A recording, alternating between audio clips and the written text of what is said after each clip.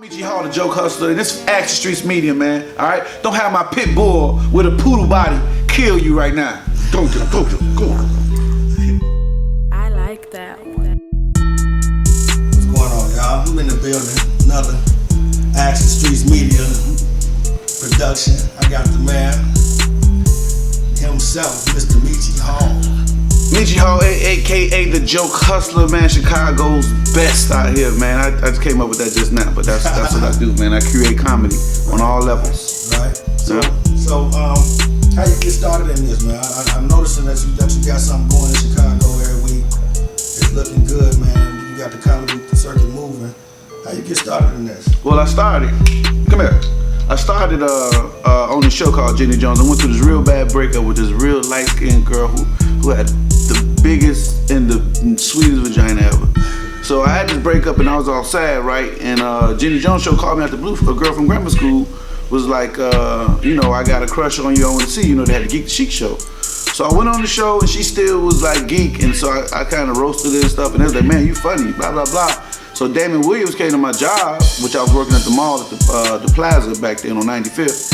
And he's like, dude, I don't know what you doing with this that you doing here, but you a comedian. And I'll give you some liquor to come do some comedy tonight. You get free drinks, you get in. And I got on stage and it was like effortless. I ain't thinking no jokes, it just kind of happened and came to me. I had 2 tables of people that came out to support because they was like, you're always funny, you should do this. So it just kind of happened like that. Once I grabbed that mic, man, it felt like pulling a sword out the rock. You know what I mean? Like it just was magical. Yeah. And it just from there on. Then I started hosting riddles like the second, third week after that. Right. So right. from and that riddles you talking about back then, you talking about D-Ray, yeah, Corey Holcomb. Yeah, the greats, legends, Deion Cole. Yeah, Rel wasn't even doing comedy at that time. Like I was the only new comic for about a year. And then I met Rel, and then we met Wildcat, and then we started our first group, the Last Laugh Troupe, which D-Ray named us that on a flyer, and we kind of just was roommates, and we stuck. So it's a funny ass story. Really, it should be a movie. But it's been a great trip. We live together, we roasted every day. All our rooms are junky as shit, and it was the comedy lifestyle. We lived as comedians. We was born to do it technically. At Riddles Comedy Club, and that's pretty much like the most classic comedy club and comedy night in the history of the country to me, because we had 300 seats. We sold out 3 shows for about 4 or 5 years, and just hosting there, it was an amazing experience because D-Ray, one of the nicest guys in comedy, which people would know, he literally trained me, Rel, and Wildcat to be comedians. Especially me and Rel, especially by just putting us in the craziest situations. College tours, and he would do little crazy stuff like, not crazy stuff, but argue with us or debate with us about ideas and stuff like that, then throw us on stage or make us freestyle or make us write new jokes. But he always was pushing us to be better comedians, and I really credit him for a lot of our growth, especially in the beginning, because our rent wasn't paid all the time because we was wild, you know what I mean? We was kind of comics, well, not me, but in a group where, you paid us our money for the show and it would be gone at the bar that night. And so the rent was always late. We was dating, we had girls, we had abortions to pay for, it was crazy stuff. But he kept us floating in the beginning with just riddles, being a machine, a money-making machine, and a place where you can only do pure comedy. Because the crowd at Riddles was a deciding factor, boy. They wasn't going if you was alright. I remember dude was like, man, I'm talking about it's some real big names coming out of Riddles, man, real big names died up in Riddles too. Cause I remember this dude was like, man, I've been on this TV show, I've been on this TV channel, I've been on this TV channel, and the hecklers were so dope. The heckler was like, well, we'll change the channel next time, nigga. His mouth dropped like. He couldn't do nothing with it. But that experience, man, groomed me for getting around the country and doing my thing, independent, technically. Right, you done made a couple of moves, man. I've been seeing you on TV, you did some Comic View. Yeah, so Comic View and all that came in my first 3 to 4 months of comedy because I was the only new comic, and then I was so raw, I didn't really think about the shit I was saying. And when you're young, you say anything. I was saying anything, and shit was so wild that Comic View, one of my great stories of Comic View was gonna be all the way crazy. They rate everybody, they watch the tapes, they sit everybody in the room and rate them. So me and Kevin Hart was in the room, right? This is literally what happened, and it's what they said actually came true. They said one of y'all gonna be the best, and one of y'all is not gonna make it. You know what I mean? But y'all the two top-rated guys we got. We're gonna take one. And at that time, I was like, I wasn't worried about Kevin Hart because he was like this corny little like mama's boy type dude, which that's his character. And I was a street nigga, crackhead mama and shit. You know what I'm saying? Pops out in the streets. And at that time, that street shit was so hot. I was like, man, dude, blah blah blah. And I ain't have no real stage presence. I just was getting on stage. And you know, shit, when everything unfolded, you see, I'm motherfucking here in Chicago, and that nigga's international. It's a lesson to be learned, though. Lesson to be learned, man. Serious though when you're trying to get something. Yeah. But you know, at the same time, I really appreciate the path I am on, because I mean, you gotta do your own thing. At that time, he been doing comedy already a couple years before me, and I just was fresh off of just jumping on stage. I didn't learn how to do comedy until 4 or 5 years into doing comedy. That just was a naturally funny comic. I mean, my first time even thinking about comedy was when I grabbed that mic at that show. I went for the free liquor and the free tickets. I really did. I was like, free liquor? What? I'm there. So I drank as much as I could drink before I got on stage, and that's what I was there for. And man, it just worked out how it worked out. I was just thinking to myself as I opened up this comedy club out west, that I'm really glad that I was here the whole time and went through the whole process, because Chicago is a pure comedy city. You know, if you go to other cities and try to develop, the crowd just not as real as they are here. You know what I'm saying? Not only will they hate on you, but they'll also be real with you. Like, you need to do this, you need to do that. Man, you too emotional on stage, you do whatever. And it really grooms you to be great. That's why when you look at the comedy game now, the best comics in the country come from Chicago. Coming from Chicago. Yeah. It's like, what? I mean, like, when you really look at it, it's like, man, they come from, and I think D-Ray started a lot of that though, right? D-Ray started a lot. I would honestly say it was more Corey Holcomb more than D-Ray, because Corey Holcomb was one of them people that undeniably funny, but saying the worst shit where you like, I can't believe he's so wrong. He said that. Yeah. And he just had the little beef with old girl, the girl comic on Facebook, right? So that was crazy. No, the girl Instagrammer. I wouldn't call her a comic yet. She ain't did much yet to be a comic. Yeah, but yeah, he killed it. I love his 5150 show. It's great. Yeah, man, that's my dude. I love his comedy too, man.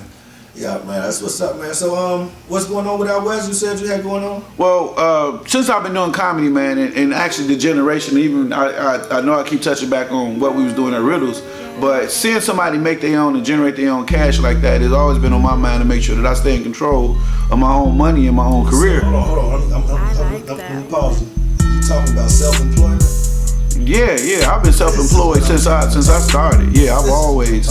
So how important is that to you being your own boss? Well, when I started comedy, my first trip to LA, one of the things I noticed was that they made fun of the comics that were older in doing comedy. You know, I'm 21, 22 in LA, and we talking about guys that was on The Living Color. We talking about guys that you saw coming up. If you cared about comedy in any kind of way, you saw people out there that you saw on TV or whatever.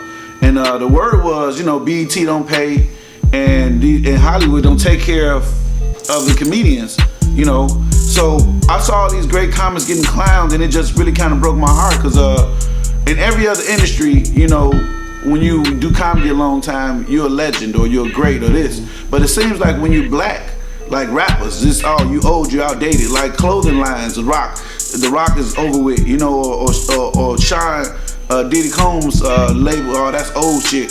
So it just always broke my heart that they was able to decide when you was on and when you wasn't on. Even when they sat in that room and said one of y'all gonna get on and one of y'all not. Who are y'all to make these decisions of whoever? For me, as I get older, I get better. And I wouldn't think that at 45, 50 years old that I had nothing to say comically to anybody. And I just never ever really gravitated towards the industry when it came to that, because every time I went out there, it was always some judgment, and there's always an idea of it's only space for one person. And from that note, I came from seeing a guy make $1 million just by passing out flyers on parking lots. You know what I mean? So why the hell do I need y'all to tell me anything about this? I'm funny, people like me. All I need to do is say that directly to the people, and I'm good. And that's what I've been doing. Not to go off. Go off. But Colin Kaepernick, his stance when you mention being black, they can whitewash you and just put you out on the sideline and bench you basically, right? When they want to.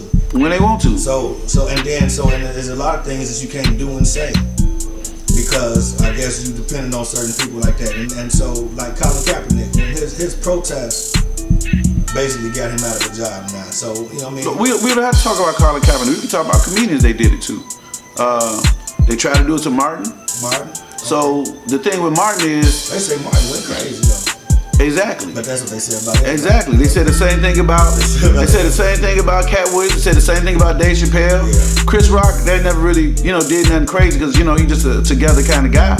But that's one of the big things. They said the same thing about Kenan Ivory Wayans, when he was left in living color. Mm-hmm. So he crazy for walking away from all that money. Exactly. So it's pride, right? It wasn't even a pride thing. It's like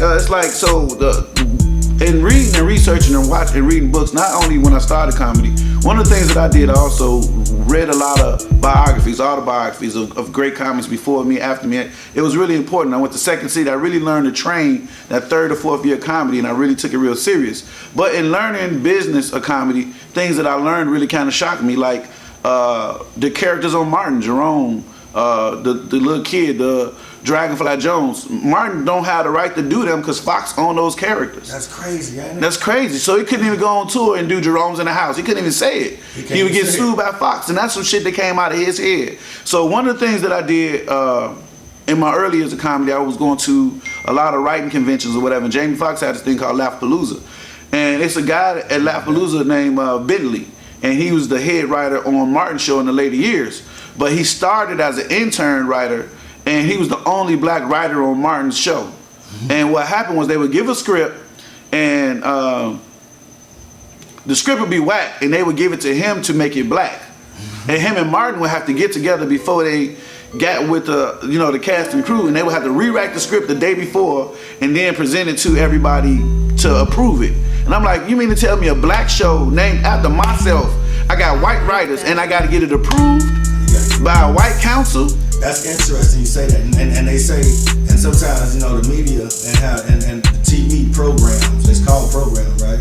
It shape how America think, and so basically, you telling me that these people it's some outsiders shaping the way black people think of themselves in America. Huh? Exactly. That's been present all the way up to today's time when you hear about Deion Cole stories, saying he's the only black writer on the Conan show, and when they have a black question, they ask him.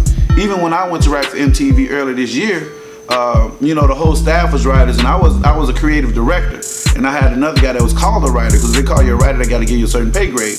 So they would have the script, and when the script was finished, they would give me the script and make sure it was black enough or cool enough, and then I would present it to D-Ray. But that's why I got so respect for that man, because he's unapologetically black, and I think a lot of us, even when it comes to regular jobs, we feel that when we go in front of a certain ethnicity, we gotta change our tone or change how we say stuff or don't talk so aggressive or blah, blah, blah. And I've always really taken pride in the fact that I am a nigga from 79th.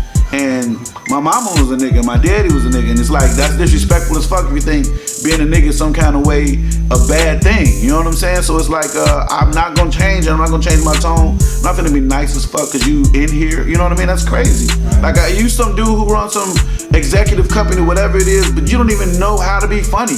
So how dare you talk to me about anything I'm doing? It's not even your job field. It's like one of the owners coming down and telling, Kaepernick, man, you need to tighten your fist with the spiral. No, nigga, just go back up and where you at.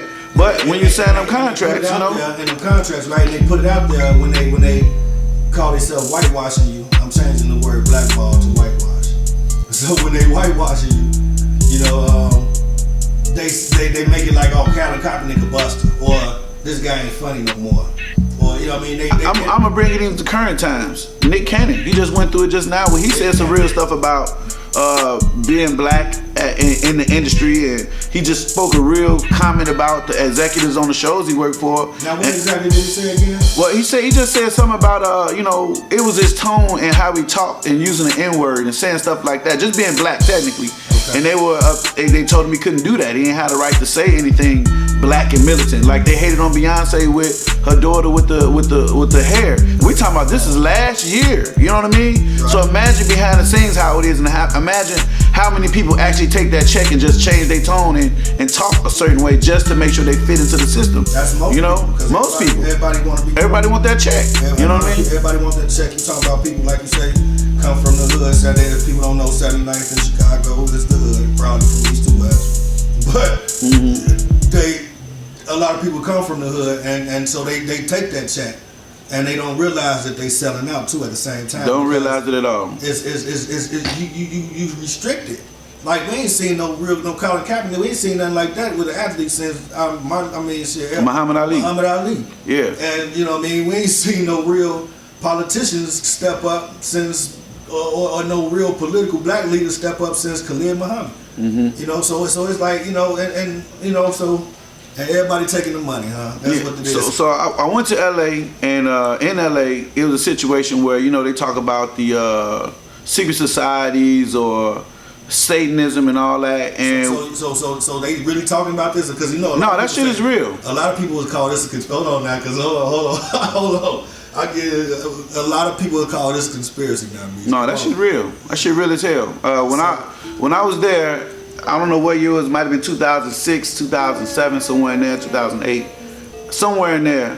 I was back and forth visiting. And I was at a crashing at a famous comic's crib, and I like that one. Left me the keys, left me the car. I'm in a nice car and all that, and I'm in the crib chilling. I had a girl I was dating that week, normal chick, chocolate. You know what I'm saying? Really pretty, and she come over to get down because I be on the road. You know how that shit is. And I'm like, hey, I'm leaving tomorrow. Why don't you come over so we can actually do it? So she came over to do it and do it. And she took her shirt off, and on her back she had this crazy ass bull skull tattoo. And I'm like, man, what the fuck? You drink blood or something? Like, man, I can't. What is this? And she's like, yes. She said, yes, stop it. You drink blood. Stop. And we want you. And I was like, who want me? So she said, if we had sex, it'll seal the deal and I'll be famous. And she said, I'll be famous and I won't be able to catch no diseases. And that was her deal for me. And I was like, what if I get some head? Can I talk to y'all and negotiate? Because I was fucking with it, because at the end of the day, I don't do comedy for money. I don't do comedy for fame. I do comedy because I'm a good person and I really want to help the world out, and I think that's why I do comedy. I think I know that's why I do comedy.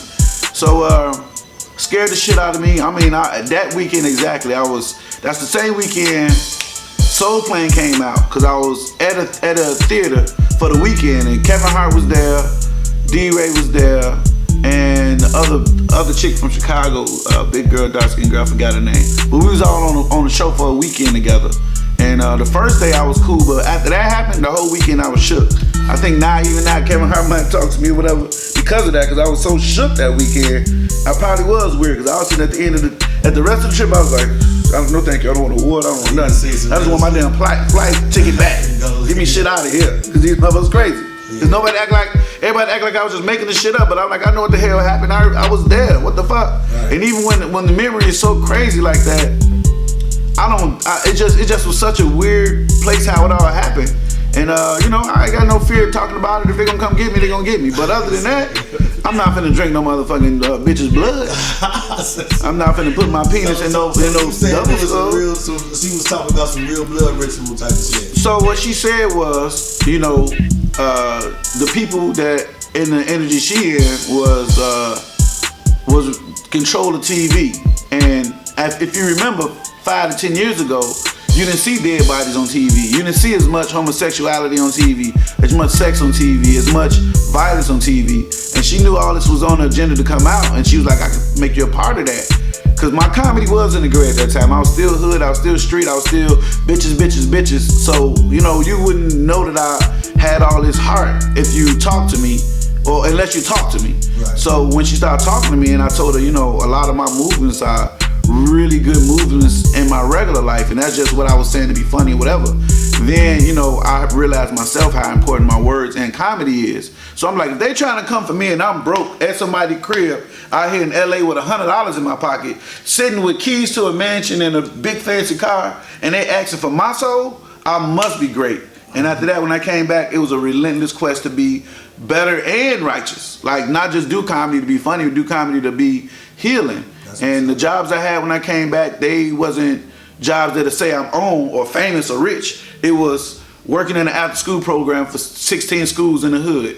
You know what I mean? I was a writing director, going around writing with kids every day about writing plays and having them read books. And then my grandma got sick like at that same time, so I had to be at home taking care of my grandma and my granddaddy who had Alzheimer's and cancer twice he beat. And then my family was going crazy. My brother dealing with issues with, drugs, pills came out and all that shit. But the work I did comedy-wise was way more greater for my life and my personal experience than what I would have been doing in LA.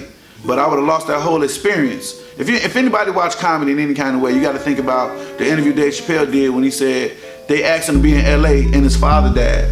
You know what I mean?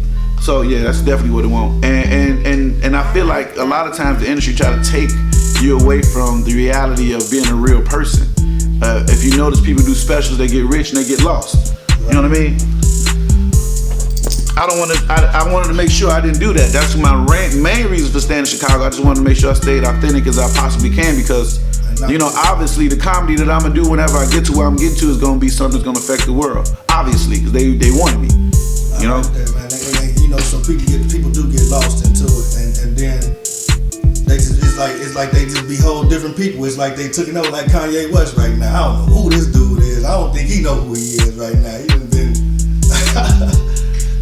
That's a good story because I'm a super Kanye fan, but it's like, where he at right now, it's like, it's not that he's still there, because the last album was a mixture of some gospel stuff, and I think it definitely influenced people like Chance and all that, and I'm not trying to turn my back on him because I understand when you got a new voice or a new sound or you're changing, people sticking with you is important to you. Even when I stopped doing bitches comedy, a lot of people was like, man, you used to be so raw.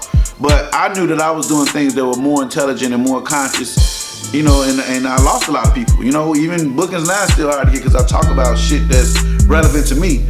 And it's hard when you're going through that change process, Transition. There's a transition from a boy to a man, Yeah. And everybody go through or should go through it. Should. But a lot of us get stagnant because of different things and don't get an opportunity to make that change. Well, you get caught into getting a check. Sometimes, Kevin Hart is a great example of a comic who know how to stay right in the middle. You know what I mean? You really don't hear say Trump this or black people stand up or don't shoot. That's part of the deal, though.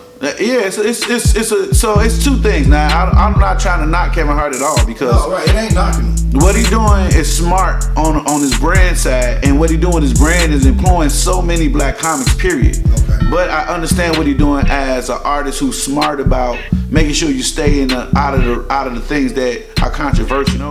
Some people don't agree with the real ass shit you might say. So it's a real serious choice and decision you gotta make. Being famous or being real. Right. Being famous, being real. That's the decision, man. That decision. Whoa. Famous being real, yeah. Even when it comes to being in a room full of women and being able to have your way with women because you're funny, or going home to your girl who's been with you since you've been fucking broke. You know what I'm saying? And Dave Chappelle kind of did that though. He almost stayed real with himself, but everybody called him crazy when he went through that little transition. And now he back with I think 60 million. So yeah, he never left. It just was the industry told us he was gone. You never heard Dave. You never seen him do nothing crazy. He never was on TV like, the Mageechis are coming. Get your motherfucking babies. He never did none of that. It never was. Right. He walked away from a lot of money, and people called that crazy. But he knew what the money had attached to it. He knew what the money had attached to it. Yeah, we make money. Comics, definitely a comic like Dave Chappelle, never go broke. Because, if Dave Chappelle was in here right now and you had $50 in your pocket, say, hey, man, give me $20, I'm going to do some jokes. Or when he hear my new shit, you're going to give him $20. Fuck around, give him the whole 50 because it's Dave Chappelle. So, in a situation like that, what can you tell me where I can't be real with myself? And I learned my power in watching shit like that. Like, damn, I can just do shows on my own and be straight. Hence brought me to opening up my own comedy club because since I've been doing comedy, started in 2000, back then it was openly racist, where a white club would tell you tone the black down, don't use this word, don't say that, we don't want you cursing, we don't want you being any kind of a character. They really said that? Oh, they would have a meeting with you and they would dare you to say any of that shit. Because the thing was, we so aggressive and funny black that, Rudy, Stop it. Don't look at me like that. Stop. Come here. Look at me like he didn't know what the hell he was doing. You gonna mess up my image. I'm from 79th. But he was I'm a killer. Can you tell him? And on the camera. Anyway, it was one of them things. I forgot where I was starting with the comedy club because he threw me off. Oh, so I like that one. I opened up a comedy club because I don't want to restrict comedians from being who they are. And at first I just really opened a comedy club to create my own income. But when I started the comedy show and I did a couple shows and I realized how our voice is toned down or whatever. Oh, yeah, you was talking about how some of the white comedy clubs so back down. Right. So when I started the show and I watched comics that I've been seeing for years get up there and be like, oh shit, it's an all black crowd that I can say shit, and I know he a comic, I know he'll let me go far as I want. Right. And when I saw them doing that, I really realized the purpose of the comedy club was to just bring comedy back to a point where, we can be honest and real again with just our own audience. And not necessarily saying I don't want black, white people there, none of that. I'm just saying that still need to support ourselves. Yeah, I want our voice to be unfiltered. You know what I'm saying? I want our voice to be what we want it to be. And it's a whole generation of comedians that don't ever get that shot. Myself included in a lot of people, because the industry make it where it's like, oh, we got our Kevin Hart. Okay, we need the next Cat Williams. All right, we need the next Mike Epps. But they don't never be like, as a whole, you black comedians are a force to be reckoned with. And I want to be that force. I want to create that lane to have that force there where we won't have to keep on adjusting our life just to fit into a damn comedy club. And that's the point. It's 4 comedy clubs here. And as funny as I am, she closed it because I guess there's a lot of personal reasons. She first was there 10 years, which is amazing. That neighborhood was changing up, and then just the numbers of the room being so small, they really couldn't accommodate big name comics enough to keep the doors open. So it's a lot of business factors, personal factors. Having a 10-year run, who wouldn't want to retire?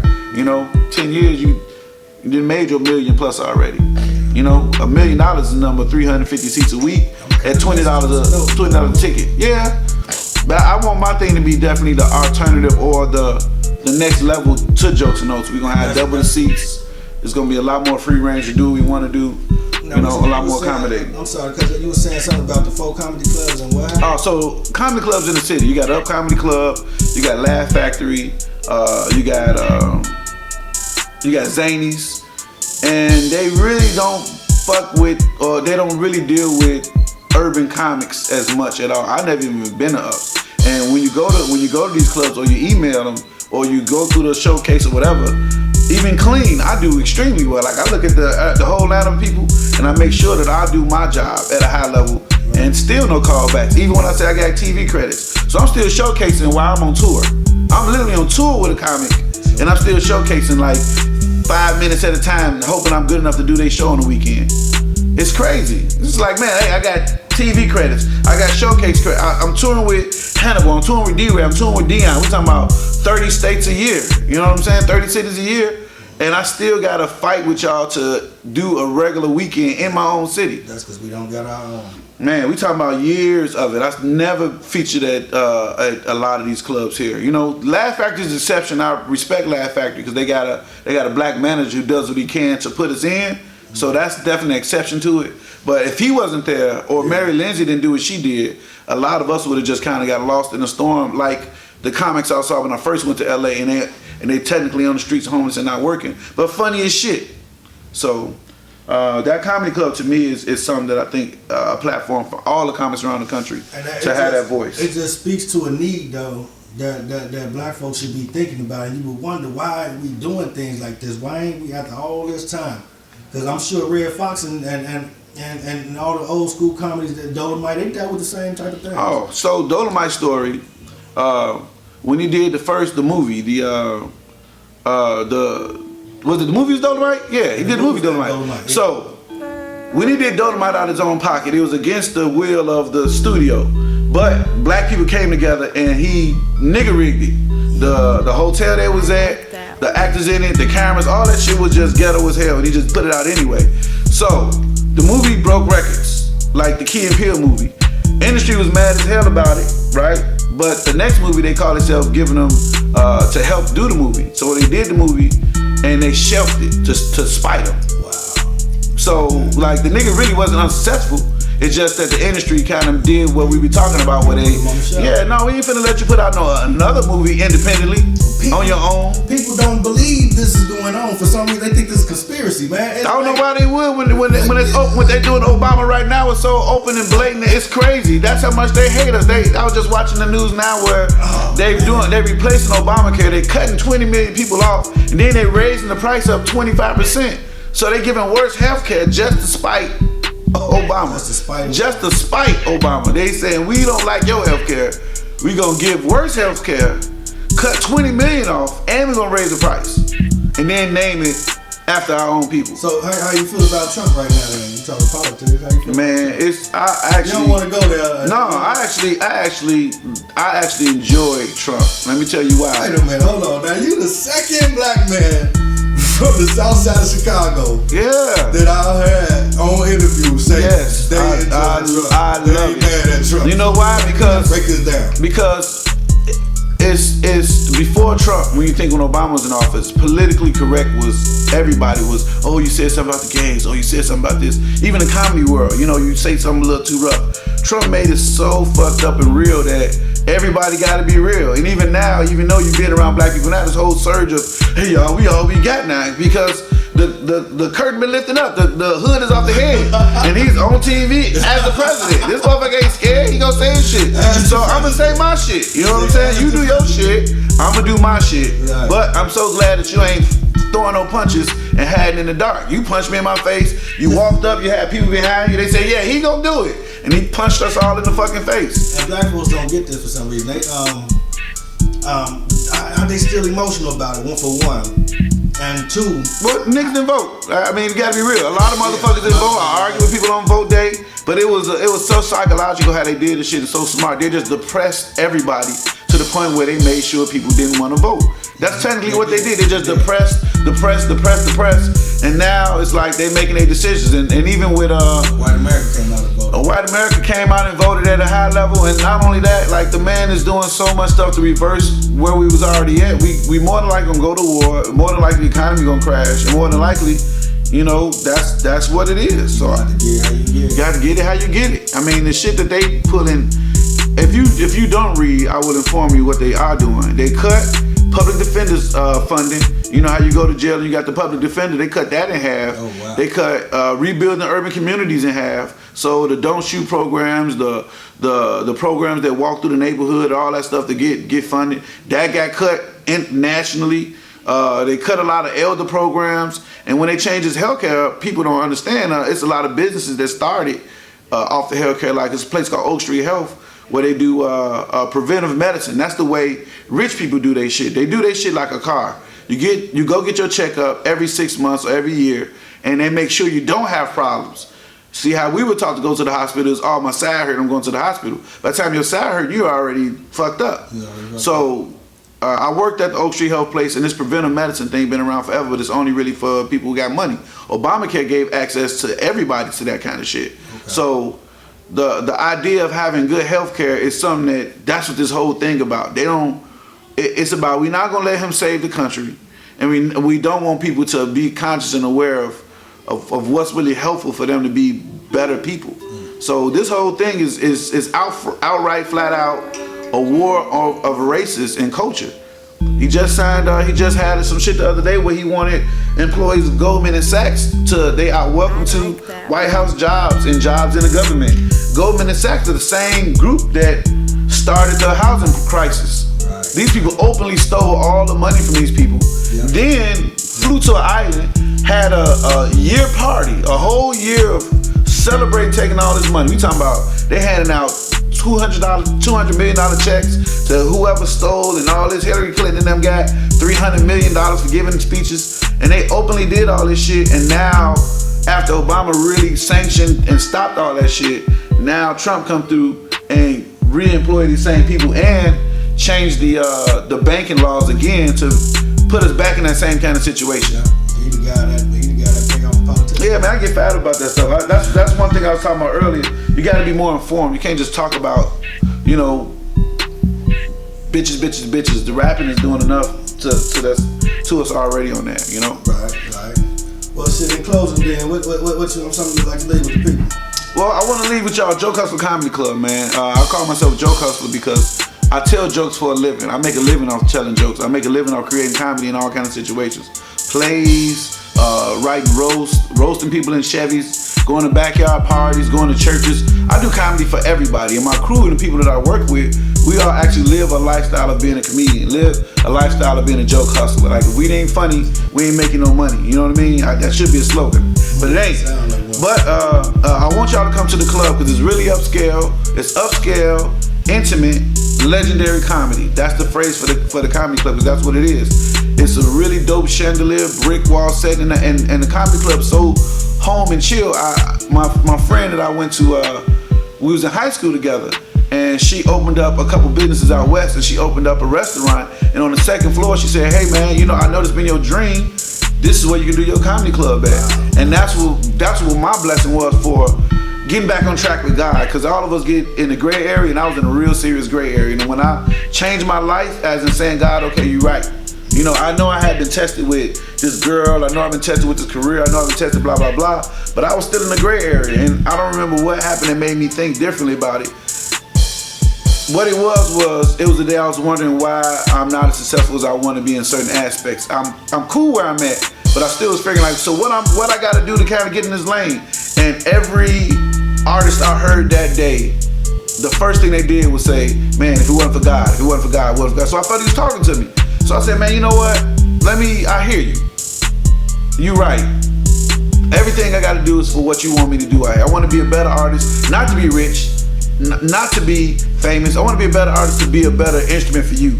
And when I did that, I mean literally the next hour or two, I got that phone call. Man, it was crazy because I had lost my job, because I have a lot of hustle jobs. With the school stuff, I was making like $30 an hour. Then I was driving Lyft.